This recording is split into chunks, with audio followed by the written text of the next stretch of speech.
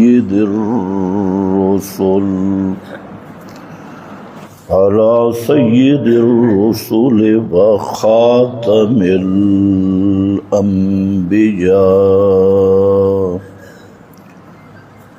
أما بعد فأعوذ بالله من الشيطان الرجيم بسم الله الرحمن الرحيم لقد رضي الله عن المؤمنين إذ يبايعونك تحت الشجرة سبحان ربك رب العزة عما يصفون وسلام على المرسلين والحمد لله رب العالمين۔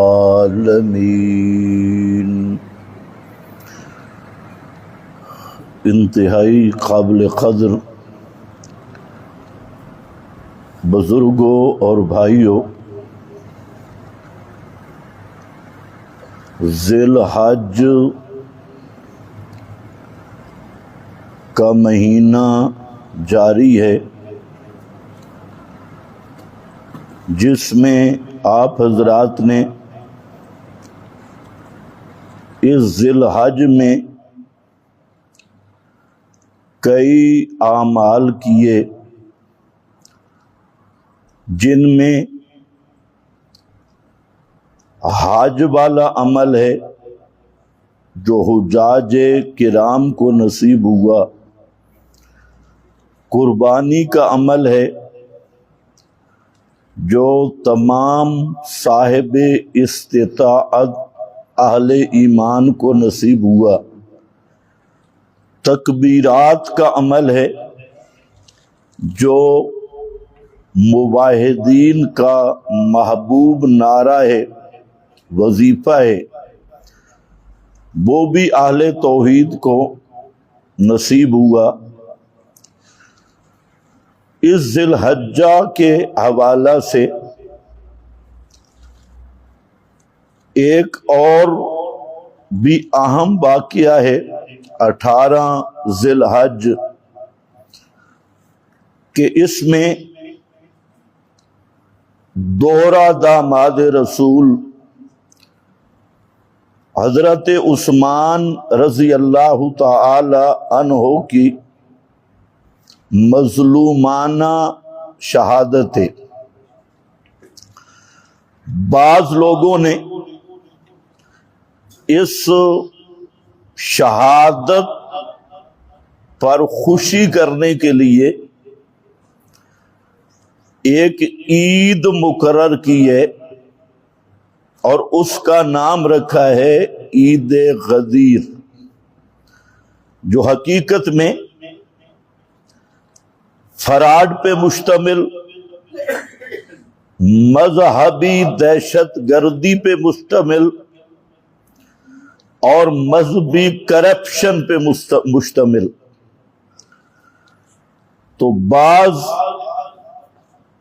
اہل مجوس اور یہود نے اس کا نام دیا عید غدیر۔ 18 ذی الحج، اور اس کے لیے پھر افسانے تراشے، جس کی تفصیل انشاءاللہ ہم کریں گے مختلف بیانات میں، کہ عید غدیر کا اصل مقصد شہادت عثمان پہ جشن منانا ہے۔ جیسے حضرت معاویہ رضی اللہ تعالی عنہ کی وفات پر کنڈوں کی رسم ہے، اور وہ کنڈوں والی عید ہے، چھپ چھپ کر۔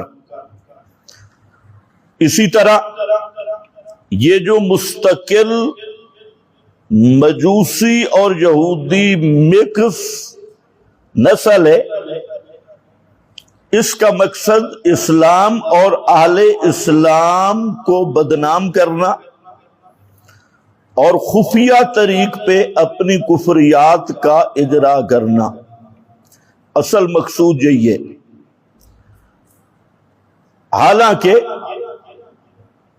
تمام امت کا عقیدہ ہے کہ حضرات انبیاء کرام علیہم السلام کے بعد اس کائنات میں سب سے افضل مقام ہے اصحاب محمد مصطفیٰ کا صلی اللہ علیہ وسلم۔ تمام امت متفق ہے کہ بعد الانبیاء اس دھرتی پر، اس زمین کے اوپر اور آسمان کے نیچے سب سے مقدس جماعت، سب سے اللہ کو محبوب جماعت اور اللہ کی منتخب کردہ جماعت وہ جماعت اصحاب رسول صلی اللہ علیہ وسلم ہے۔ یہی وہ جماعت ہے جو پیغمبر کی رسالت کی گواہ ہے اور دلیل ہے۔ یہی وہ جماعت ہے جو قرآن کے کلام اللہ ہونے کی گواہ اور عینی شاہد اور دلیل ہے، اور یہی وہ جماعت ہے جو محمد مصطفیٰ صلی اللہ علیہ وسلم کا اولین سٹیج اور توحید و سنت کے محفوظ کرنے کے اولین امین جماعت ہے، وہ ہے صحابہ کرام علیہم الرضوان۔ بعض لوگ کہتے ہیں آپ صحابہ بڑا کرتے ہیں، کیا ضرورت ہے صحابہ کی شان بیان کرنے کی؟ تو جواب یہ ہے کہ صحابہ یہ بنیاد ہیں، اگر صحابہ کو درمیان سے نکال دیا جائے تو پیغمبر کی نبوت بھی ثابت نہیں ہوتی، قرآن کا قرآن ہونا بھی ثابت نہیں ہوتا، اللہ کی توحید بھی ثابت نہیں ہوگی، پیغمبر کی سنت بھی ثابت نہیں ہوگی۔ اور یہ وہ بنیاد ہے، اس لیے جو بھی اسلام کا دشمن ہے وہ ہمیشہ حملہ آور ہوگا تو صحابہ پہ ہوگا، کیونکہ جب صحابہ پہ اعتماد نہیں تو یہ قرآن کس سے ہم تک پہنچا ہے؟ پیغمبر کریم کی نبوت ہم تک کیسے پہنچی ہے؟ بنیاد صحابہ ہیں، آپ کے معجزات کے گواہ صحابہ، آپ کی نبوت کے گواہ صحابہ، آپ کی سیرت کے گواہ صحابہ، آپ کی نشست و برخاست کے گواہ صحابہ، آپ کے حسن و جمال کے گواہ صحابہ، آپ کی سنت کے گواہ صحابہ، حتیٰ کہ قرآن مقدس کی قرآنیت کے گواہ صحابہ۔ تو درمیان سے صحابہ اگر نکل جائیں تو اسلام کے پلے میں کچھ بھی نہیں رہے گا۔ اس لیے ہر کفر کی تحریک جو اسلام کی بنیادوں کو منہدم کرنا چاہتی ہے، ان کا اصل ہدف اور ٹارگٹ تو اسلام ہے، لیکن حملہ آور ہو رہے ہیں پیغمبر کریم کے صحابہ پر۔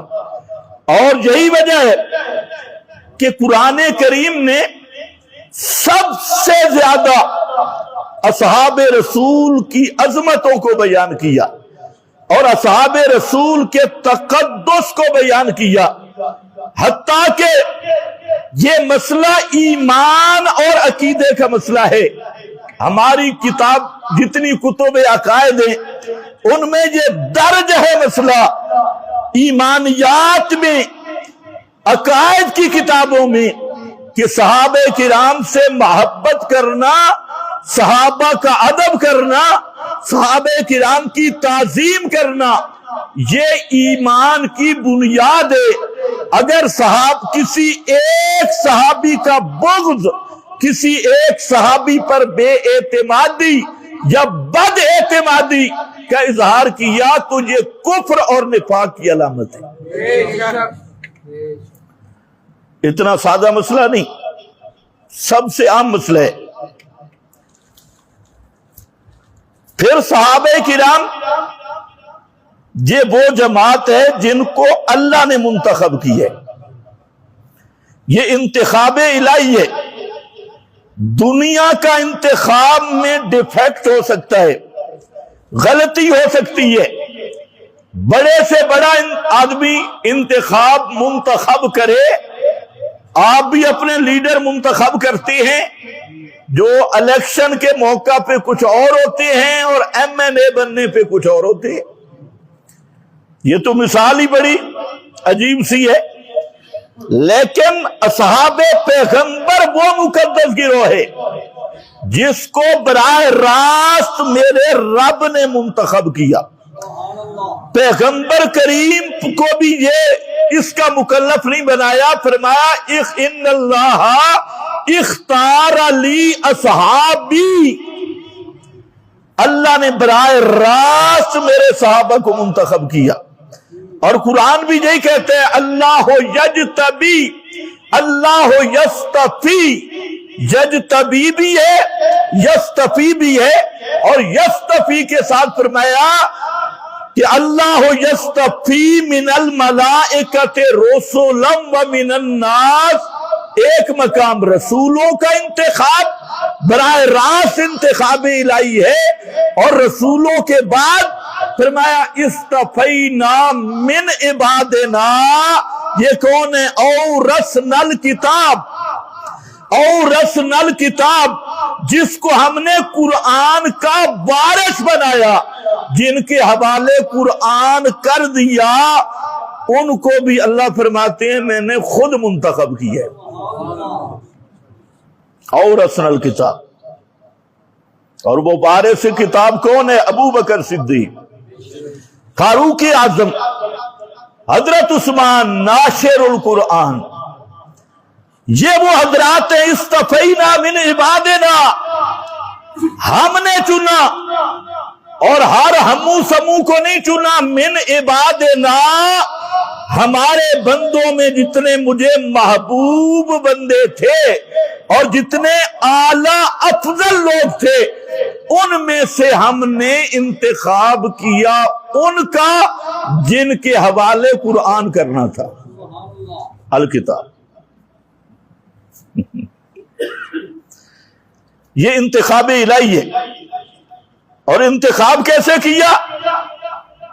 کوئی آج فوج میں بھرتی ہو، اس کو چیک کیا جاتا ہے اس کا قد کتنا ہے، کوئی بیماری شماری نہیں، آلات لگائے جاتے ہیں، یہ تیری فوج کی چیکنگ ہے۔ اور اللہ نے فرمایا کہ میں نے اپنے نبی کی جو فوج تیار کی، صحابہ کرام، ان کا جو میں نے امتحان لیا نا، یہ قد بت کا امتحان نہیں، یہ رنگ نسل کا امتحان نہیں، یہ آگے ماضی استقبال کا نہیں، ان کا امتحان میں نے لیا ہے۔ امتحن اللہ قلوبہم للتقوی، ان کے دلوں کا امتحان لیا ہے۔ امتحن اللہ قلوبہم، دنیا کا کوئی ادارہ وہ دلوں کو کیسے چیک کرے؟ اور یہی وجہ تھی کہ پیغمبر کریم کی بھی اللہ نے اس بات کا مکلف نہیں بنایا کہ آپ جس کو چاہیں صحابی بنا لیں، فرمایا نہیں، پیغمبر چاہتے تھے کہ ابو طالب بھی صحابی بن گئے، پیغمبر کریم چاہتے تھے ابو جہل بھی صحابی بن جائے، پیغمبر کریم چاہتے تھے چچا ابو لہب بھی صحابی بن جائے، لیکن اللہ نے فرمایا میرا پیغمبر یہ تیرا کام نہیں ہے، یہ اس کا کام ہے، علیم بذات الصدور، کیونکہ جو تیری مجلس میں آئے گا، تیرا صحابی بنے گا، اس کے دل کا امتحان پاس کرنا ہوگا، اور دلوں کو جاننے والا میں ہوں، لہذا صحابہ کا انتخاب کرنے والا بھی میں ہوں۔ ورنہ آپ سوچو کہ پیغمبر کریم سرہانے پہ بیٹھے ہیں، منت کر رہے، چچا ام یا ام، اے میرے پیارے چچا، خواجہ ابو طالب میرے پیارے چچا، قل لا الہ الا اللہ، ایک دفعہ کہہ دے چچا، اللہ کے سوا کوئی پکارے سننے والا نہیں، کہہ دے۔ وہ ہاتھ جو اوپر کہنے سے شرم آتی ہے نا، میرے کان میں کہہ دے۔ یہ تمہیں تو توحید مفت میں مل گئی ہے نا، کوئی تمہارا خرچہ نہیں ہوگا۔ پتہ چلتا ہے جب دوسرا مذہب چھوڑ کے آدمی توحید قبول کرے، اور پھر اتنا بڑا خواجہ، اور ہے بھی ناموس رسالت پہ جان فدا کرنے والا، شیب ابی طالب میں رہنے والا، پیغمبر کریم کا قریبی، حضرت علی المرتضیٰ کا ابا، اور اتنے قرب کے باوجود اللہ کا قانون بھی دیکھو، اگر وہ بھی مشرک ہو، نبی کا چچا ہو، نسب ہو اور قریبی نسب ہو، شرک آ گیا، اللہ نے یہی بتانا تھا کہ میں نے معاف نبی کے چچا کو بھی نہیں کرنا۔ تم ذرا خیال کیا کرو، کان میں کلمہ پڑھ لو، وہ ہاتھ جو بہا عند اللہ یوم القیامہ، چچا قیامت کے دن میں اللہ کے سامنے حجت پیش کروں گا، دلیل کے طور پہ پیش کروں گا، میں گواہ بن جاؤں گا۔ چچا نے کہا یہ بات مجھے یقین ہے، دین تیرا حق ہے۔ کیا کہا؟ بولو، مسئلہ بھی تیرا سچ ہے، دین بھی تیرا حق کے۔ ابو طالب جانتا تھا یا نہیں جانتا تھا؟ جی کہہ رہا ہے ان دین محمد، محمد مصطفیٰ کا دین یہ خیر ادیان البریہ، جتنے دین دنیا میں سب سے بہترین دین محمد مصطفیٰ کا ہے۔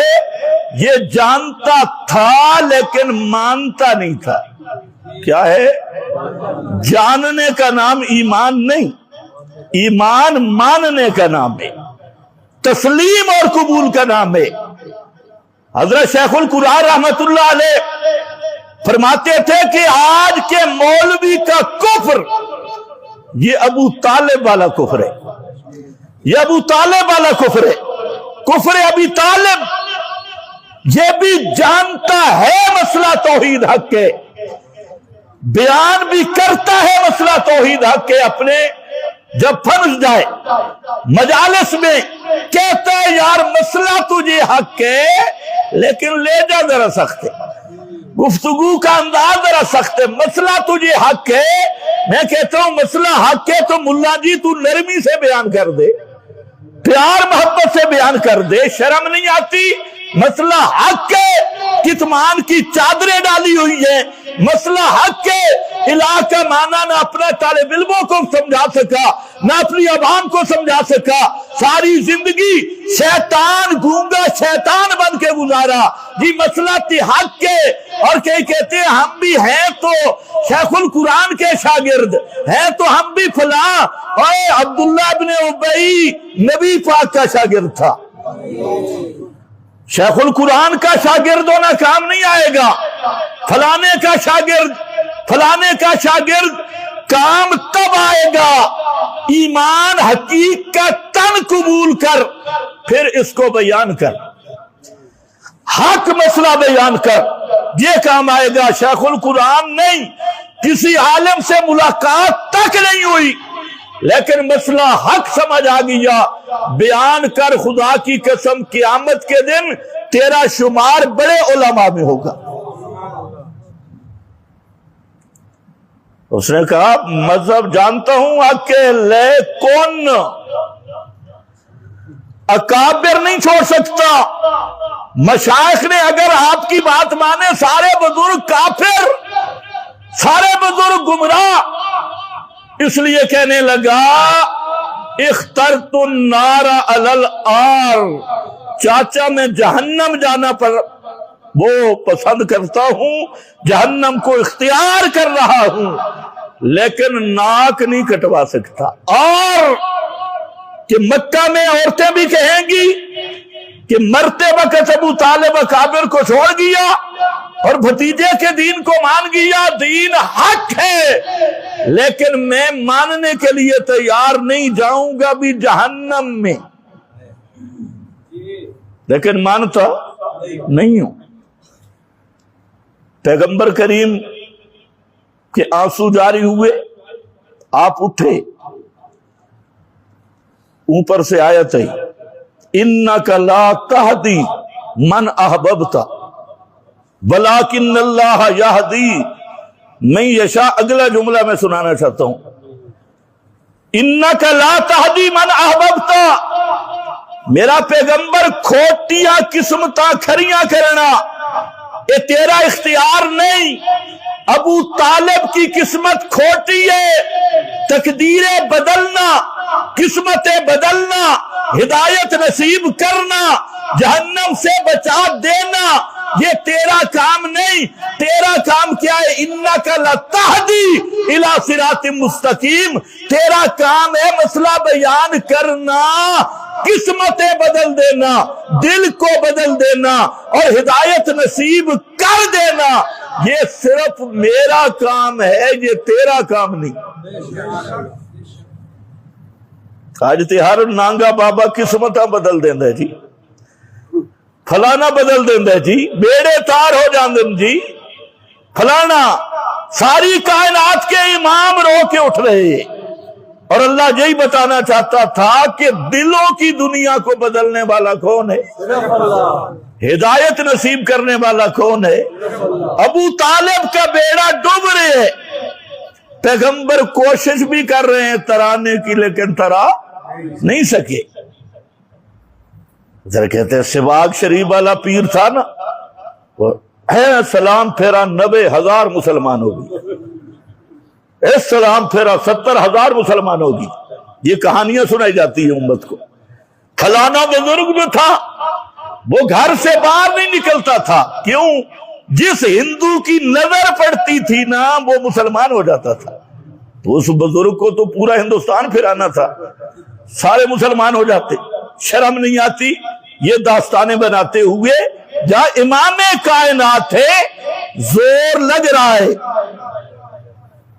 اوپر سے قرآن آتا ہے، اور جملہ جو سنانا چاہتا ہوں سنو، انک لا تہدی من احببت ولکن اللہ یہدی من یشاء وہو اعلم بالمہتدین۔ یہ جملہ پلے باندھ لو، ہوگا اعلم بالمہتدین، کس کو ہدایت دینی ہے اور کس کو نہیں دینی، کس کو مسئلے کی سمجھ دینی ہے، کس کو نہیں دینی، کس کا دل توحید قبول کرنے کے قابل ہے، کس کا دل قابل نہیں، اس کو جاننے والا کون ہے؟ فرمایا رو نہیں میرے پیغمبر، میں جانتا ہوں ابو طالب ہدایت کے قابل نہیں ہے، جو تھے میں ان کو دوں گا۔ اس لیے میں عرض کر رہا تھا، اللہ نے پیغمبر کے ذمہ بھی نہیں لگایا کہ آپ جس کو چاہیں صحابی بنا لیں۔ صحابہ کا انتخاب کس نے کیا ہے؟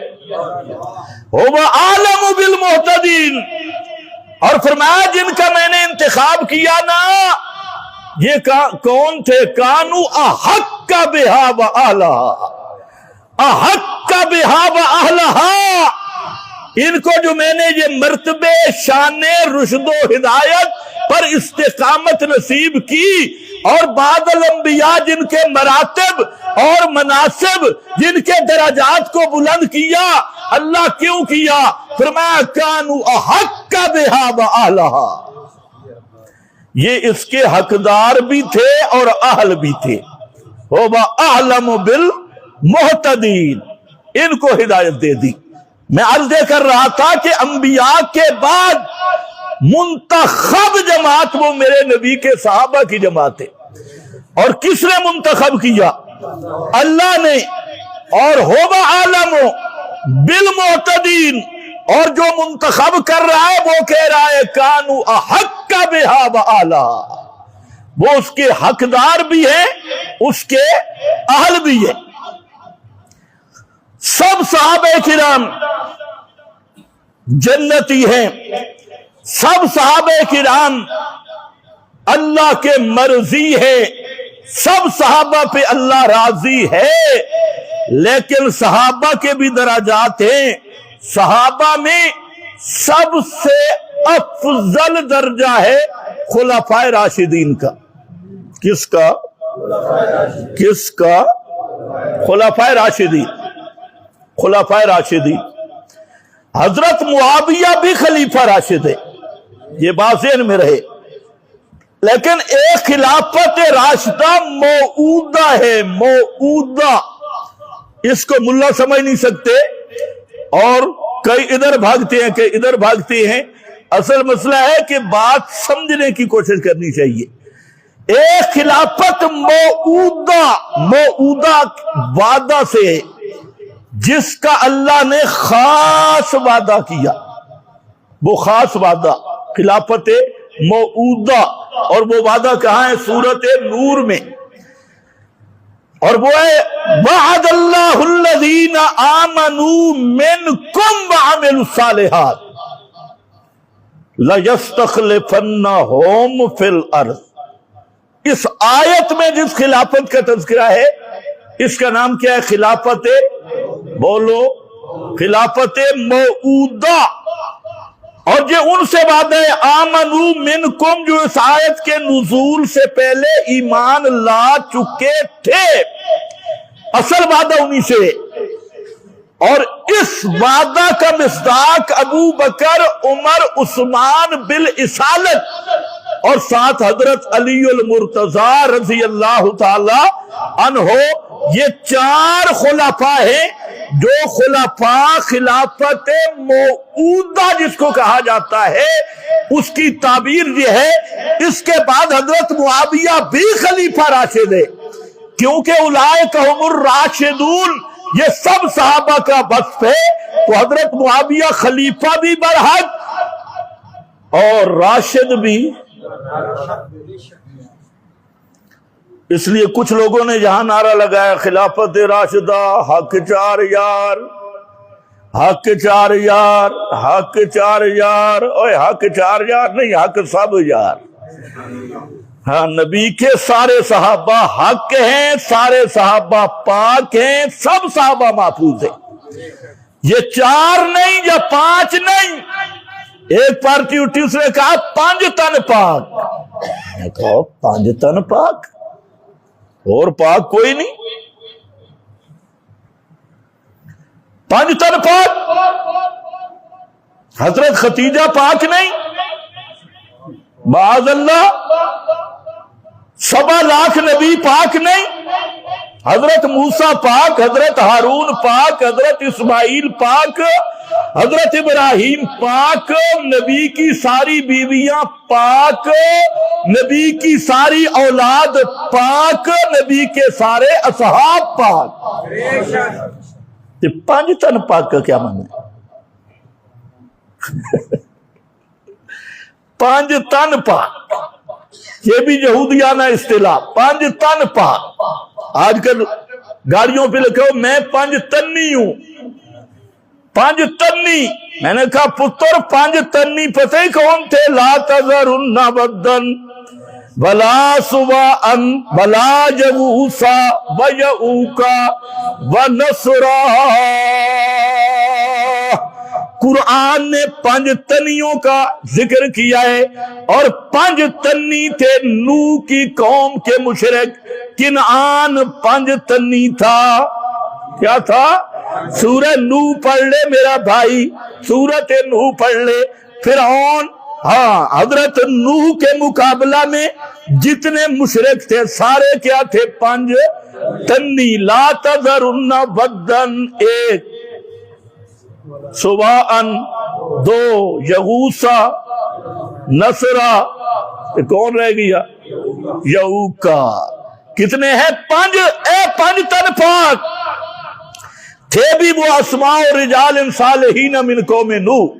حضرت عبداللہ ابن عباس کہتے ہیں یہ نیک لوگ تھے، جب مر گئے شیطان آیا انہاں کے پترو اللہ تھوڑیاں نہیں سندا، تسی مکالے اور روح سے براہ راست تمہاری نہیں سنتا، تمہاری ان کے آگے ان کی پہلا حملہ شیطان نے کیا کہ قبر والے زندے ہوندے نہیں، یہ زندہ ہیں، یہ سنتے ہیں۔ وہ تھے 5 تنی، آج یہ بھی لکھتا ہے 5 تنی، میں آ کے سمجھ آ گئی ہے یہ پرانے مشرکت ہوئے 5 تنی۔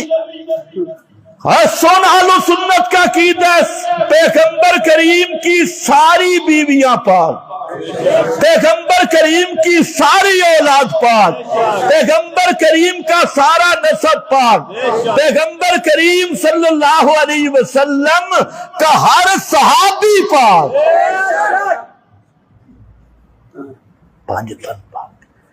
حق 4 یار، واہ 4 جاریہ، حق 4۔ کئی لوگوں نے اپنے ساتھ لکھے ہوئے بھی ہے 4 جاری، 4 یاری، خالص ایاری۔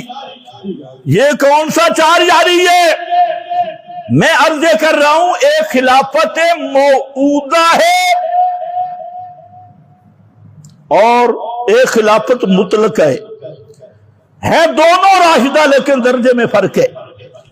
حضرت معاویہ بھی خلیفہ راشد، یہ جو مودودی ہے نا، جو جاہلوں کا ہیڈ ہے، اول نمبر کا جاہل، اس نے نکالا جی خلافت و ملوکیت، ملوکیت کوئی اور ہے، خلافت کوئی اور ہے، اور کہتا کیا ہے؟ جب انکار کرنے پہ آئے تو صحیح احادیث کا انکار کرتا ہے، اور جب صحابہ پہ تبرہ کرنے آئے تو باقی کو باپ بنا لیتے ہیں، اور جھوٹے مورخین کو اپنا باپ بناتا ہے۔ جی خلافت اور ہے، ملوکیت اور ہے۔ میں نے مودودیوں کو کہا کہ یہ ملوکیت والا لفظ ذرا قرآن سے نکالیں۔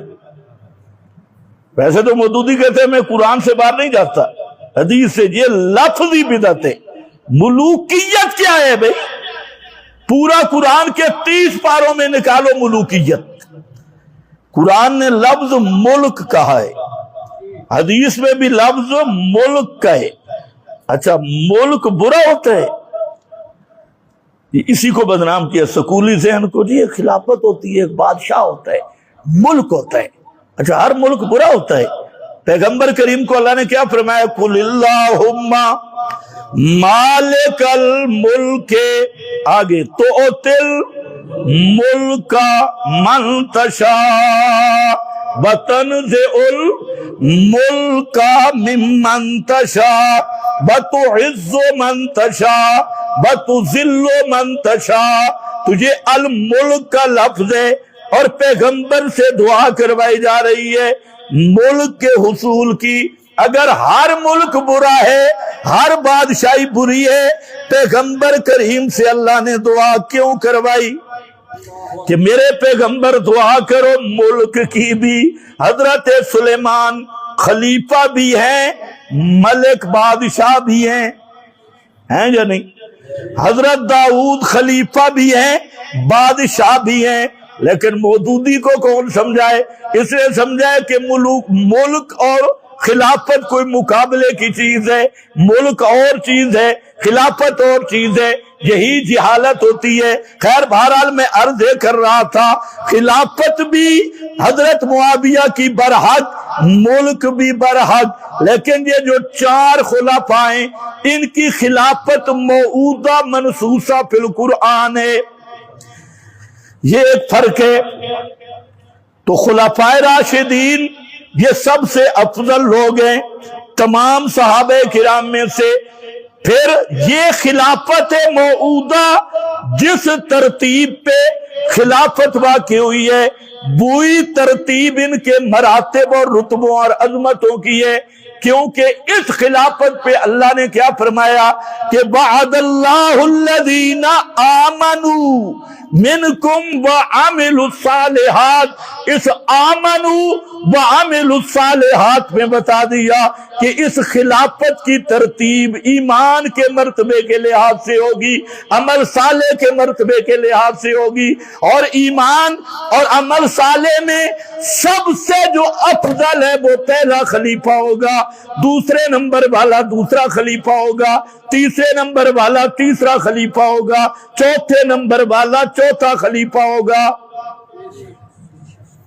تم اللہ کرے سمجھ گئے ہو، آمنوا وعملوا الصالحات پہ مرتب کیا، تو یہ خلافت کی ترتیب ہوگی مراتب ایمان و عمل صالح کے مطابق۔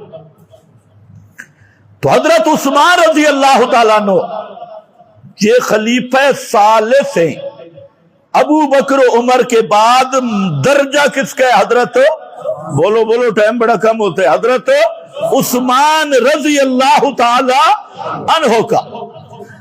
اور یاد رکھو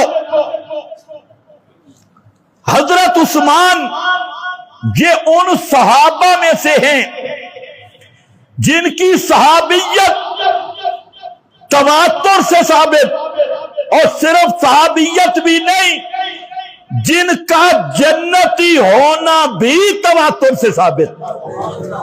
اگر کسی کی صحابیت تواتر سے ثابت ہو جائے اس کو بھی جنتی ماننا فرض ہو جاتا ہے، اور جہاں دونوں چیزیں تواتر سے ثابت ہے کہ حضرت عثمان کی صحابیت بھی تواتر سے ثابت ہے اور حضرت عثمان کا جنتی ہونا بھی۔ بولو، امام ابن حجر رحمت اللہ علیہ نے سندوں پہ بات کی ہے، یہ حوالہ میں اپنوں کے لیے دے رہا ہوں کیونکہ ہمارے ہاں یہ غلط چیز مشہور ہو گئی، اور وہ یہ ہے کہ جو صحبت صدیق کا منکر ہے صرف وہ کافر ہے۔ مولویوں نے یہ مشہور کر دیا، مفتیوں نے، کہ جو صرف ابو بکر صدیق کی صحابیت کا منکر ہے نا وہ کافر ہے، اور کسی صحابی کا انکار کرے تو کافر نہیں ہے۔ یہ بڑے بڑے مفتی 2 سال کے کورس والے فارمی یہ فتوے دے رہے ہیں کہ جو کسی صحابی اور کا انکار کرے نا وہ کافر نہیں بنتا، صرف ابو بکر صدیق کی صحابیت کا منکر کیا بنتا ہے؟ بولو، کافر۔ آج تم سست لگ رہے ہو۔ اچھا، کیوں؟ کہتے ہیں ان کی صحابیت چونکہ قرآن سے ثابت ہے، باقیوں کی صحابیت قرآن سے ثابت نہیں، تو ابو بکر صدیق کی صحابیت کا منکر کافر ہے۔ تو اس لیے سمجھے یہ مفتیوں کی جہالت ہے۔ کفر کا یہاں مدار ہے تواتر، جس صحابی کی صحابیت تواتر سے ثابت ہے، قطعی طور پہ ثابت ہے، اس صحابی پہ تبرہ کرنے والا بھی کافر، اس سے بغض رکھنے والا بھی کافر، اس کی صحابیت کا انکار کرنے والا بھی کافر ہے۔ میں حیران کبھی کبھی ہوتا ہوں کہ یہ مفتی یتیم پڑھتے کیا ہے، یہ مدارس میں بیٹھ کے اللہ جانے کیا پڑھتے، اور چوں چوں کا مربع، حیرانگی ہوتی ہے ان پہ۔ حالانکہ رئیس المدققین علامہ انور شاہ کاشمیری رحمت اللہ تعالی علیہ کی کتاب ہے اکفار الملحدین، جس پہ سب علماء دیوبند کے دستخط موجود ہیں، تقریضیں موجود ہیں۔ علامہ عثمانی رحمت اللہ علیہ نے، علامہ کاشمیری رحمت اللہ علیہ نے اس میں تمام ائمہ فتاوی سے یہ نقل کیا کہ کفر نام ہے متواتر مسئلے کا انکار کرنا۔ جو دین میں تواتر سے چیز ثابت ہے، کسی ایک بھی متواتر قطعی کا انکار کرے وہ آدمی اسلام سے خارج ہو جاتا ہے اور وہ کافر ہو جاتا ہے۔ وہ کفر کا دار و مدار ہے تواتر کا انکار کرنا، اور قطعی و ثبوت، قطعی و دلالت کسی متواتر ثابت شدہ مسئلے کا انکار کرنا، اس کا نام کفر ہے۔ ابو بکر صدیق کی صحابیت وہ بھی تواتر سے ثابت، حضرت فاروق اعظم کی صحابیت وہ بھی تواتر سے ثابت، حضرت عثمان کی صحابیت وہ بھی تواتر سے ثابت، حضرت علی کی صحابیت وہ بھی تواتر سے ثابت، حضرت معاویہ کی صحابیت وہ بھی تواتر سے ثابت، عمر بن عاص کی صحابیت وہ بھی تواتر سے ثابت، حضرت طلحہ زبیر کی صحابیت وہ بھی تواتر سے ثابت، حضرت ام المومنین عائشہ صدیقہ کی صحابیت وہ بھی تواتر سے ثابت، ازواج رسول صلی اللہ علیہ وسلم کی صحابیت اور ان کی زوجیت وہ بھی تواتر سے ثابت۔ تو جو چیز تواتر سے ثابت ہو اس کا انکار کرے تو وہی کافر ہوگا۔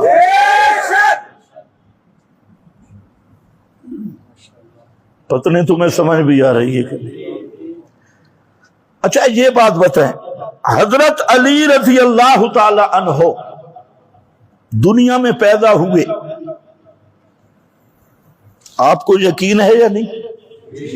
جی حضرت فاطمہ رضی اللہ تعالی عنہا پیدا ہوئی، آپ کو یقین ہے؟ کیا دلیل ہے؟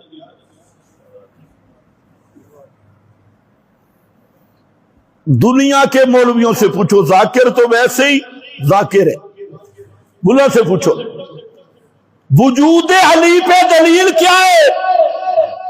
وجود فاطمہ رضی اللہ تعالیٰ عنہا پہ دلیل کیا ہے؟ وجود محمد مصطفیٰ صلی اللہ علیہ وسلم پہ دلیل کیا ہے؟ دنیا کا کوئی ملا بتائے کیا دلیل ہے؟ کہو تواتر۔ کیا دلیل ہے؟ تواتر۔ تواتر دلیل ہے، ورنہ تم تو 15ویں صدی میں بیٹھے ہو، 1400 صدی۔ آج اگر کوئی بد دماغ، خر دماغ آج اگر کوئی کھڑا ہو جائے اور وہ کہے کہ یہ مسلمانوں نے افسانہ گھڑا ہے، محمد صلی اللہ علیہ وسلم نام کا کوئی آدمی دنیا میں پیدا ہی نہیں ہوا، کوئی اگر اس طرح کا دجال کہہ دے حضرت علی کا دنیا میں وجود مسعود ہی نہیں ہوا اور پیغمبر کی کوئی اولاد پیدا ہی نہیں ہوئی، اگر کوئی سرفرا شیطان یہ دعویٰ کر دے، اس کی دلیل آپ کیا دیں گے؟ اب خاموش۔ اس کی ایک ہی دلیل ہے اور وہ کیا ہے؟ تواتر۔ تواتر صحابہ سے آج تک ہزاروں لوگوں کی گواہی، لاکھوں لوگوں کی گواہی ہم تک پہنچی ہے اور آج بھی اس کے لاکھوں گواہ موجود ہیں، صحابہ سے لے کے آج تک بے شمار لوگوں کی شہادت موجود ہے۔ اس کا نام کیا ہے؟ تواتر۔ اس لیے میں کہتا ہوں ملنگ صاحب بھنگ کے سوٹے لگانے والے صحابہ پہ تبرہ چھوڑ دے، صحابہ کے ایمان کی دلیل مانگتے۔ صحابہ کے ایمان کی دلیل وہ ہے جو وجود علی کی دلیل ہے۔ اگر اس تواتر کا انکار کرے گا نا، پیغمبر کی نبوت بھی ثابت نہیں ہوگی، حضرت علی کا وجود بھی ثابت نہیں ہوگا۔ جیسے حضرت علی کا وجود تواتر سے ثابت ہے، ابو بکر و عمر عثمان کا ایمان بھی تواتر سے ثابت ہے۔ پتہ نہیں تمہیں سمجھ آئیے یہ نہیں؟ میڈیا والوں کو تو آ جائے گی، تمہیں آئے جانا۔ کئی لوگ باتیں کرتے ہیں جی، بات کریں ایمان عمر پہ، ایمان ابو بکر پہ۔ میں نے کہا ملا جی کبھی سوچا ہے کہ دجال کمپنی تمہیں کس موضوع پہ الجھا رہی ہے؟ کبھی تم نے خیال نہیں کیا؟ تو اس کو کہو دلائل کا معیار متعین کر اور پھر وجود علی ثابت کر۔ علی سے محبت ہمارا ایمان ہے۔ میں ان لوگوں کو کہہ رہا ہوں جنہوں نے جھوٹا دعویٰ حب علی کا کیا ہے، حالانکہ وہ نرے فراڈی غدار ہیں حب علی میں۔ اب ذرا آؤ، حضرت عثمان وہ جن کی صحابیت بھی تواتر سے ثابت، جن کا جنتی ہونا بھی ڈبل تواتر بن گیا، ہر صحابی جنتی ہے۔ اور حضرت عثمان کو بے شمار مرتبہ پیغمبر کریم نے معین طور پہ جنتی فرمایا، بے شمار مرتبہ۔ کبھی سنا ہے ایک حدیث ہے عشرہ مبشرہ، اس میں غور بھی کبھی کیا ہے؟ سنتے تو بہت کچھ ہے، کبھی سوچا بھی ہے؟ یہ عشرہ مبشرہ، جب سارے صحابہ جنتی ہیں تو 10 کا نام کیوں لیا؟ حالانکہ قرآن بھی کہتا ہے سارے صحابی جنتی، حدیث میں رسول اللہ صلی اللہ علیہ وسلم نے بھی فرمایا من رآنی، جس نے ایمان کی حالت میں میری مجلس پائی، رویت سے لکھا مرادے، ایمان کی حالت میں میری مجلس پائی، اس پہ اللہ نے جہنم کی آگ حرام کر دی، وہ جہنم میں جا ہی نہیں سکتا۔ تو 10 کو کیوں خاص کیا؟ اگر آپ غور کریں نا، ان 10 میں وہ ہیں کہ آج جتنے کافر بے ایمان منافق ہیں، ان 10 پہ تبرہ کر رہے ہیں۔ 10 عشرہ مبشرہ میں ایک ایک کو پہچان لو، انہی پہ تبرہ ہونا تھا، انہی پہ لوگوں نے بکواس بازی کرنی تھی، اور انہی پہ اپنے بکواسات کا مدار رکھنا تھا۔ اللہ نے اپنے نبی کو فرمایا میرا پیغمبر بتا دے یہ پکے جنتی ہے، یہ پکے جنتی ہے۔ جنت کی اطلاع پیغمبر دیتا ہے بھئی یہ خفیف ہے۔ اللہ نے فرمایا میرا محبوب بتا دے، اور میں کون ہے؟ فرمایا ابو بکر فی الجنہ۔ آج لوگ ابو بکر کو بھونکنے والے ہیں یا نہیں؟ بولو یار، ابو بکر کو بھونکنے والے ہیں۔ ابو بکر فی الجنہ، عمر فی الجنہ، عثمان فی الجنہ۔ حضرت عثمان کے دشمن وہ بھی بہت ہونے تھے، فرمایا عثمان فی الجنہ، علی فی الجنہ۔ خوارج حضرت علی کے دشمن تھے، خارجی لوگ وہ حضرت علی کو معاذ اللہ کافر سمجھتے تھے اور تبرے کرتے تھے حضرت علی پہ، فرمایا علی فی الجنہ، علی بھی جنتی، طلحہ فی الجنہ، زبیر فی الجنہ۔ طلحہ وہ آدمی ہے جس کو آج مرزا جیلمی جیسے چوہے بھونک رہے ہیں۔ حضرت زبیر، یہ وہ ایک ایک صحابی جو عشرہ مبشرہ ہیں، آپ ان کو دیکھ لو، پیغمبر کی زبان اللہ کی وحی سے بولی ہے، اور اللہ نے فرمایا میرا پیغمبر بتا دے، 10 کا نام لے کے بتا دے کہ بعد میں آنے والی مجوسیوں یہودیوں کی نسلیں انہی پہ تبرہ کریں گی، اس لیے اپنی پاک زبان سے بتا دے یہ بھی جنتی، یہ بھی جنتی، یہ بھی جنتی، یہ بھی جنتی۔ تو عشرہ مبشرہ میں بھی حضرت عثمان، اور پھر نبی کریم علیہ السلام نے حضرت عثمان کی شہادت کی بھی خبر دی، اور وہ بڑے عجیب انداز میں۔ حضرت عثمان رضی اللہ تعالیٰ عنہ اپنی چادر لپیٹ کے جا رہے ہیں، مکنہ چادر لپیٹ کے جا رہے ہیں۔ نبی کریم علیہ السلام نے فرمایا وہ آدمی جو جا رہا ہے ایک فتنہ برپا ہوگا، بہت بڑا فتنہ ہوگا، اور حاضر رجل، یہ آدمی جو جا رہا ہے یہ اس دن حق پہ ہوگا، یومئذ علی الحق، یہ آدمی حق پہ ہوگا۔ صحابی دوڑ پڑا، حضرت عثمان کے کندھوں سے پکڑا اور پیغمبر کریم کی طرف چہرہ کیا کہ یہ آپ نے فرمایا ہاں یہی۔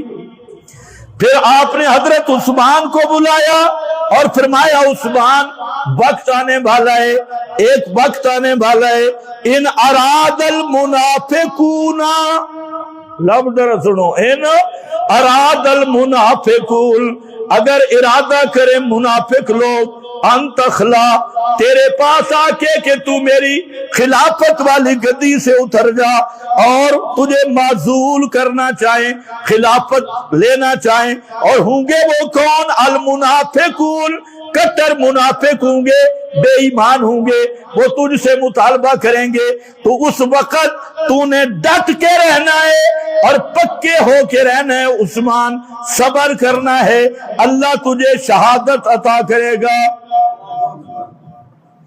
حضرت عثمان کی تو شہادت کی پیغمبر نے خبریں دی ہیں، اور ایک حدیث نہیں کئی حدیثیں ہیں، کئی حدیثیں ہیں۔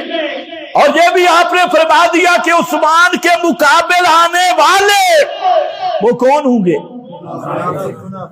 اراد المنافقون۔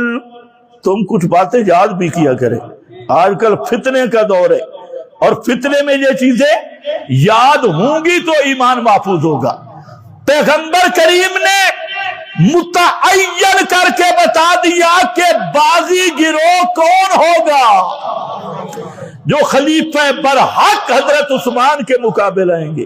توجہ ہے، یہی وہ باغی ہے جو امیر المومنین حضرت عثمان کے مقابل آئے، اور یہی وہ بدبخت باغی ہیں جنہوں نے حضرت علی کو شہید کیا، یہی وہ باغی ہیں جو جمل اور صفین کا سبب بنے، یہی وہ باغی ہیں جو خوارج کی صورت میں بعد میں ظاہر ہوئے اور حضرت علی کے مقابل میں آئے، اور یہی وہ باغی ہیں جن کے بارے میں ایک معروف روایت ہے، وہ روایت تو اپنے مقام پہ اگر ثابت ہو جائے اس کا مصداق بھی یہی بنتا ہے جو آپ نے فرمایا عمار تجھے ایک باغی گروہ قتل کرے گا۔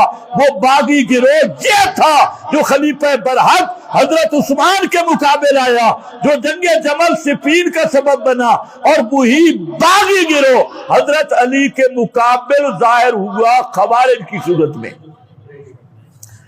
پتہ نہیں آپ کو سمجھ بھی آئی ہے کہ نہیں؟ حضرت معاویہ نے حضرت علی سے لڑائی کیوں کی؟ بڑی بات ہے، حضرت علی نے حضرت معاویہ سے لڑائی کیوں کی؟ حضرت معاویہ نے حضرت علی سے لڑائی کیوں کی؟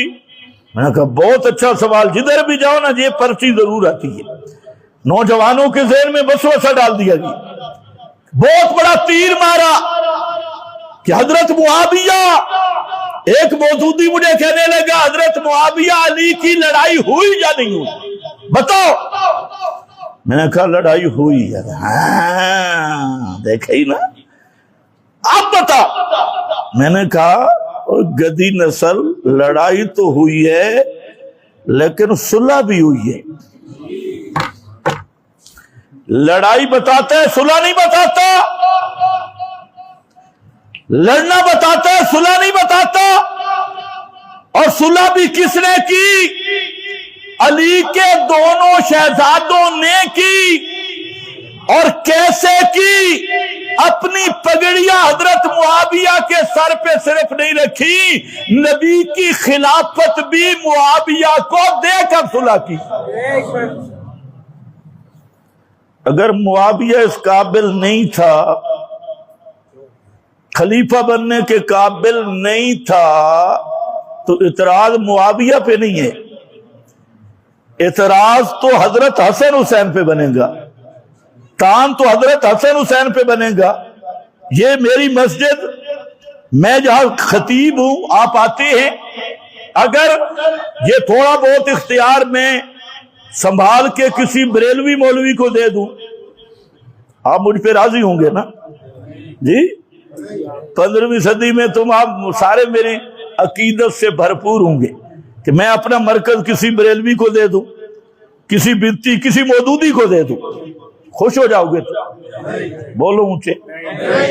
اچھا، کہ حضرت معاویہ اگر قابل نہیں تھے، سارا دنیا کے جو کتے بھونکتے ہیں حضرت معاویہ کو، حضرت معاویہ اگر اس کے قابل نہیں تھے تو سوال یہ ہے نبی کے نواسوں نے، علی کے بیٹوں نے، حضرت فاطمہ کی لوریوں میں پلنے والوں نے، پیغمبر کے خون نے پیغمبر کی خلافت معاویہ کے حوالے کیوں کی؟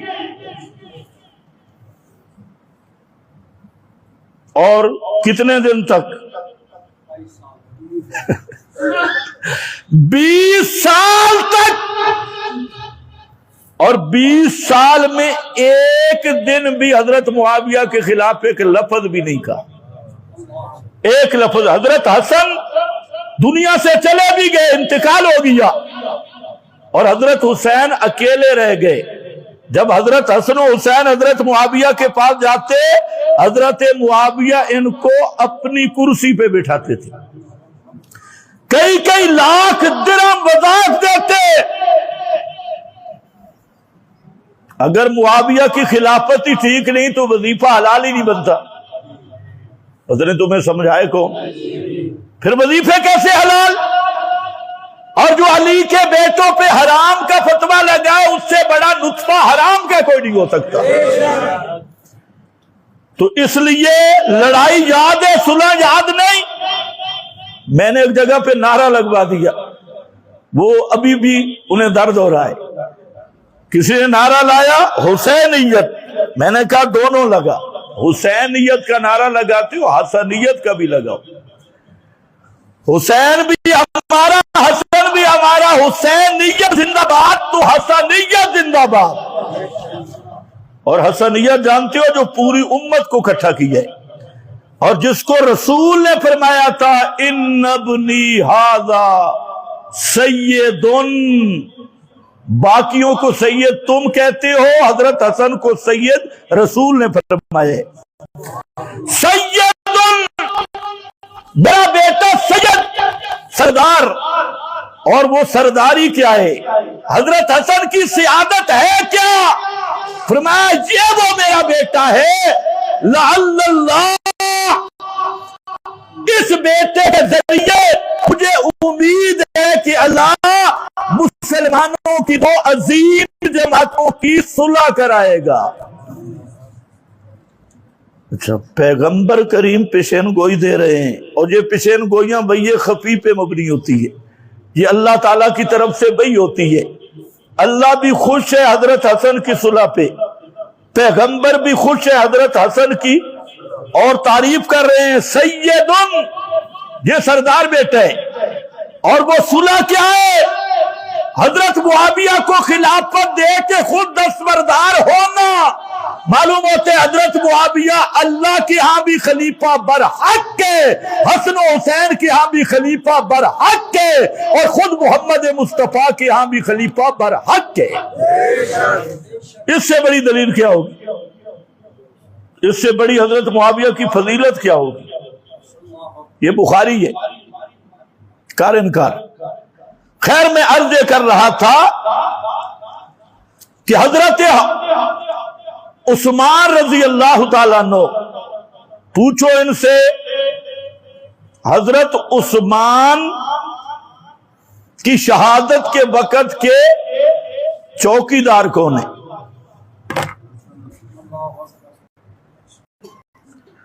حضرت عثمان پہ پہرا دینے والے کون ہیں؟ حضرت حسن و حسین. ڈیوٹی کسے لگائی تھی؟ حضرت علی نے. توجہ میری طرف ہو، وہ پہرے دوستوں کے دیے جاتی ہیں یا دشمنوں کے؟ پہرے دوستوں کے دیے جاتی ہیں یا دشمنوں کے؟ حضرت علی ڈیوٹی لگانے والے، حضرت حسن حسین پہرا دینے والے. اس لیے کسی باغی کو سامنے آنے کی جرت نہیں ہوئی، دروازے سے ایک بھی نہیں گزرا. اس لیے نہیں گزرا کہ دروازے پہ دونوں شہزادے موجود تھے. دنیا کی کوئی تاریخ اٹھا، باغی دروازے سے نہیں آئے، پچھلی دیواریں پھلانگ کے آئے، آگے سامنے سے نہیں آئے، کیونکہ وہاں پیرے پہ حضرت حسن و حسین رضی اللہ تعالی عنہما تھے. اور یہ بھی اللہ کی حکمت تھی، حضرت علی کے دل میں بات ڈالی، حضرت علی نے ان کو پیرے پہ کھڑا کیا، اور حضرت حسین نے 40 دن پہرا دیا ہے حضرت عثمان کا. بڑے ذاکر ہوتے ہیں، پانی بند ہو گیا، پانی بند ہویا، شروع ہونا والا نے پانی بند ہویا تے مہندی کتھوں لائی؟ ادھر کہتے ہیں نامی 10ویں کو شادی بھی ہوئی، غسل بھی کیا، مہندی بھی لائی. مہندی کدھر سے آ گئی؟ اگر پانی نہیں تھا تو پانی بغیر مہندی کے لگ گئی. اپنے بیانات میں بھی اتنا تضاد ہے. ایک طرف قوم کو کہتے ہیں جی پانی بند ہو گیا، اور پھر وہی بے ایمان راوی کہتے ہیں جی پانی بند ہوا تھے مہندی بھی لائی. ایمان سے بتاؤ، پانی نہیں تھا تو مہندی کہاں سے لگی؟ اچھا پانی بند ہو گیا تو پھر کیا ہوا؟